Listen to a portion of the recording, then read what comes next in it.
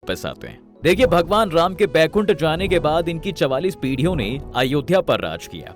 जब राम के पुत्र कुश अयोध्या के राजा थे तो इन्होंने भगवान राम की जन्म स्थली पर एक जन्मभूमि मंदिर के साथ साथ कई छोटे छोटे मंदिर बनवाए। समय के साथ साथ इन मंदिरों की हालत जर्जर होती चली गई, जिन्हें बाद में 57 ईस्वी पूर्व के आसपास उज्जैन के राजा यानी विक्रमादित्य जी ने रेनोवेट करवाया।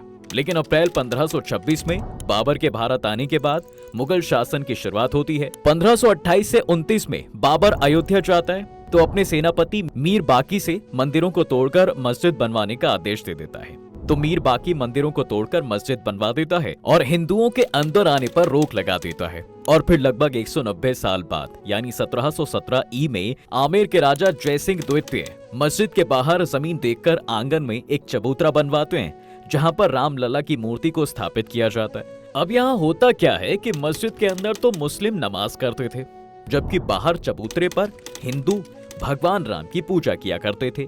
ऐसा कई सालों तक चलता रहा और फिर 1853 में भारत के 14 सांप्रदायिक अखाड़ों में से एक निर्मोही अखाड़ा ने क्लेम किया कि इस मस्जिद की जगह पर राम मंदिर था, जिसको बाबर के समय में तोड़कर मस्जिद बना दी गई थी। अब हम यहाँ पर फिर से राम मंदिर बनाएंगे। मुसलमानों के द्वारा इसका विरोध किया जाता है और फिर यहीं से हिंदू और मुसलमानों के बीच में लड़ाई शुरू हो जाती है। कई जगह पर दंगे होते हैं। इन दंगों को रोकने के लिए 1859 में ब्रिटिश सरकार चबूतरा और मस्जिद के बीच में एक फेंसिंग करवा देती है, जिससे ये मामला कुछ सालों के लिए तो सुलझ जाता है। अब होता क्या है कि 1885 में निर्माही अखाड़ा के महंत यानी रघुबर दास फैजाबाद डिस्ट्रिक्ट कोर्ट में राम चबूतरे पर छतरी बनाने के लिए अपील करते हैं, लेकिन उनकी अपील को खारिज कर दिया जाता है। अपील के खारिज होने से हिंदू कम्युनिटी में रोष की स्थिति पैदा हो जाती है और जगह जगह हिंसा शुरू हो जाती है। इस हिंसा में मस्जिद और राम चबूतरे के बीच बनी फेंसिंग के साथ साथ मस्जिद की दीवार को तोड़ दिया जाता है।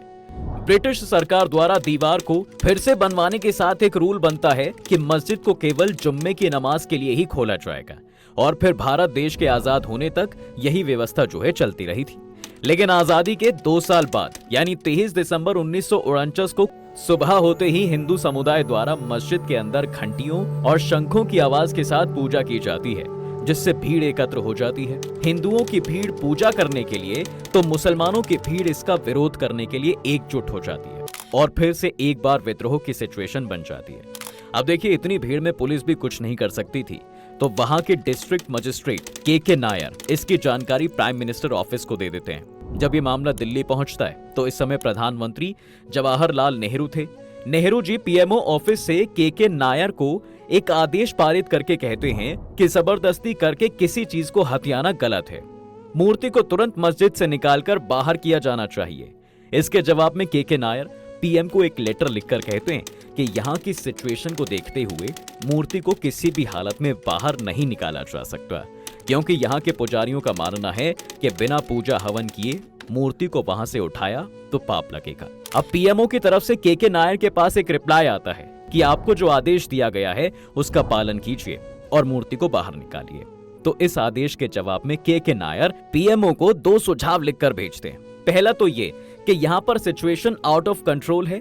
मस्जिद की सुरक्षा और लोगों की भीड़ को देखते हुए मस्जिद के बाहर एक जालीनुमा गेट लगाना होगा, जिससे मस्जिद को कोई नुकसान नहीं होगा और सभी लोग बाहर से दर्शन कर पाएंगे। और दूसरा ये कि इस मामले को कोर्ट को सौंप देना चाहिए, जिससे कोर्ट का मामला आने तक सब लोग शांत रहेंगे। अब इन सुझावों के साथ ही के नायर ने अपना रिजाइन भी दे दिया। इनके रेजिग्नेशन को तो स्वीकार नहीं किया गया, लेकिन पीएमओ को उनके सुझाव बहुत पसंद आए। ये मामला कोर्ट में चला जाता है और इस तरह रामलला की मूर्ति मंदिर में ही रहती है। अब भैया, हिंदू पक्ष से तो निर्मोही अखाड़ा और मुस्लिम पक्ष से सुन्नी वक्फ बोर्ड दोनों के द्वारा एक केस फाइल किया जाता है, जिसमें निर्मोही अखाड़ा कहता है कि यहाँ पर शुरुआत से ही राम मंदिर था और अब तो मूर्ति भी निकल आई है, तो इसका पूरा अधिकार हमें दे दिया जाए ताकि हम यहाँ पर राम मंदिर बना सकें। वहीं सुन्नी वक्फ बोर्ड दावा करता है कि यहाँ पर शुरुआत से ही मस्जिद रही है, इसका पूरा कंट्रोल हमें मिलना चाहिए। तकरीबन 20 से 25 साल तक ये दोनों केस कोर्ट में रहते हैं। अभी तक यहाँ पर कांग्रेस पार्टी सत्ता में थी। 1980 में जनसंघ से अलग होकर बीजेपी का गठन होता है। बताया जाता है कि बीजेपी के गठन के बाद विश्व हिंदू परिषद, शिवसेना, बजरंग दल और आरएसएस जैसे सभी हिंदू दल एक्टिव हो जाते हैं और 1984 में विश्व हिंदू परिषद द्वारा एक धर्म संसद का आह्वान किया जाता है, जिसमें बीजेपी के बड़े बड़े नेता लाल कृष्ण आडवाणी, मुरली मनोहर जोशी ये लोग भी शामिल होते हैं। इस धर्म संसद में विश्व हिंदू परिषद के प्रेसिडेंट अशोक सिंघल ऐलान करते हैं कि भाई राम मंदिर बनेगा और जरूर बनेगा। अब इस मंदिर को बनाने के लिए पूरे देश से ईंटें मंगाई जाएंगी। ये बात धीरे धीरे पूरे देश में फैल जाती है। 1984 ये वही साल था जब इंदिरा गांधी की मौत हुई थी और कांग्रेस की कमान उनके पुत्र राजीव गांधी को सौंपी गई थी। अब यहाँ होता क्या है कि बीजेपी तो खुलकर राम मंदिर के सपोर्ट में बोल रही थी, जिससे सभी हिंदू बीजेपी को सपोर्ट कर रहे थे। और इसी बीच 1986 में राम मंदिर के गेट खुलवाने का एक मामला कोर्ट में आता है, तो राजीव गांधी हिंदुओं का विश्वास जीतने के लिए 1 घंटे के अंदर मंदिर के गेट खुलवा देते हैं। इस न्यूज को दूरदर्शन के माध्यम से पूरे देश में ब्रॉडकास्ट किया जाता है। इससे मुस्लिम दल कांग्रेस से नाराज हो जाते हैं और सभी मुस्लिम नेता मिलकर कांग्रेस का विरोध करने के लिए बाबरी मस्जिद एक्शन कमेटी बनाते हैं, जिसका परिणाम यह होता है कि भैया कांग्रेस 1989 का चुनाव हार जाती है। राम मंदिर के सपोर्ट में होने की वजह से बीजेपी को इस चुनाव में फायदा मिलता है, जहां 1984 में बीजेपी को मात्र 2 सीटें मिली थी। अब 1989 चुनाव में 85 सीटें मिलती हैं। नेशनल फ्रंट के नेता वीपी सिंह बीजेपी का सपोर्ट लेकर प्राइम मिनिस्टर बनते हैं।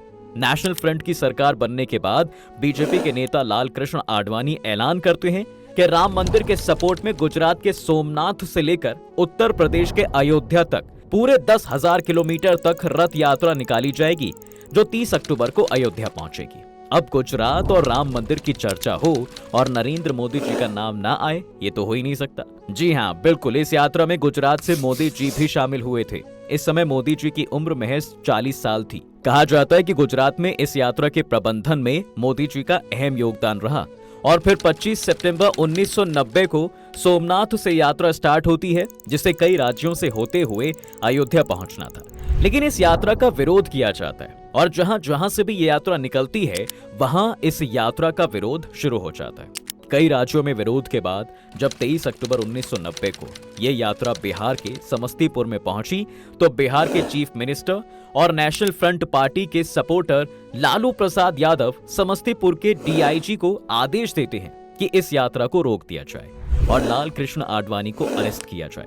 होता भी कुछ ऐसा ही है कि भैया डीआईजी के द्वारा बीजेपी के कुछ नेताओं के साथ आडवाणी को गिरफ्तार कर लिया जाता है और 12 दिन तक इन्हें सिंचाई विभाग के पोस्ट ऑफिस में रखा जाता है। दरअसल यात्रा शुरू होने से पहले आडवाणी ने यह कहा था कि देखता हूं किसने माई का दूध पिया है जो मेरी रथ यात्रा रोकेगा। अब यही वजह थी कि लालू यादव ने नहले पर दहला मारकर आडवाणी को गिरफ्तार करवाया और कहा कि मैंने माँ और भैंस दोनों का दूध पिया है। इस गिरफ्तारी का परिणाम ये होता है कि भैया जैसे ही ये खबर दिल्ली पहुंचती है तो बीजेपी वीपी सिंह गवर्नमेंट ने अपना समर्थन वापस ले लिया और जिससे वीपी सिंह की सरकार गिर जाती है। अब रथ यात्रा के बीच में हुए दंगों से नाराज होकर 30 अक्टूबर 1990 को बड़ी संख्या में कार सेवक अयोध्या पहुंचते हैं और मस्जिद के ऊपर चढ़कर अपना झंडा लगा देते हैं, जिससे हालात और खराब हो जाते हैं।